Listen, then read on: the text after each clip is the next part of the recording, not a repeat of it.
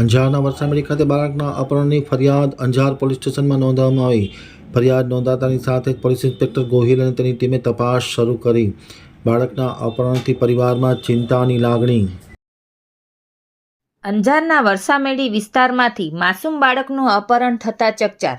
ઘટના અંગે અંજાર પોલીસ સ્ટેશનમાંથી પ્રાપ્ત માહિતી મુજબ અંજારના વરસામેડીમાં વેલ્સમન કંપની સામે આવેલી મથુરા કોલોનીમાં 24 વર્ષીય નવીસા અસલમ અંસારીએ નોંધાવેલી ફરિયાદમાં જણાવ્યા મુજબ ફરિયાદી 6 માસ અગાઉ તેના પોણા 3 વર્ષના પુત્ર અને માતા સાથે રહેવા આવ્યા હતા।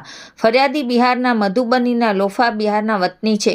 ફરિયાદીનો પતિ બિહાર રહે છે। વેલ્સપનમાં નોકરી કરતો પ્રવીણ કુમાર સાહુ કે જે લોફા બિહારનો વતની છે તે આ મા દીકરીને ઓળખે છે અને તેણે જ વેલ્સપનમાં નોકરીએ રખાવાના નામે મા દીકરીને અહીં બોલાવ્યા હતા। પ્રવીણ ફરિયાદીની બાજુની સોસાયટી સાગર રેસિડેન્સીમાં એકલો રહે છે।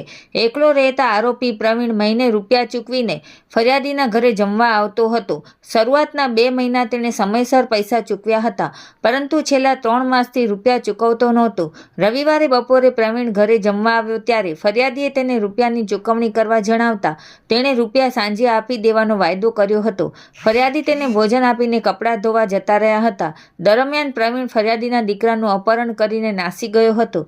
ત્યારબાદ મા દીકરીએ પ્રવીણની સોસાયટી અને આસપાસના વિસ્તારોમાં શોધખોળ હાથ ધરી હતી, પરંતુ પ્રવીણ અને પુત્રનો કોઈ પત્તો ના મળતા આજરોજ અંજાર પોલીસ સ્ટેશને દોડી આવ્યા હતા। અંજાર પીઆઈ AR ગોહિલે જણાવ્યું કે બનાવ અંગે તુરંત જ ફરિયાદ નોંધી આરોપીને શોધવા તપાસ શરૂ કરી છે। રિપોર્ટ ભારતી માખીજાણી, અંજાર।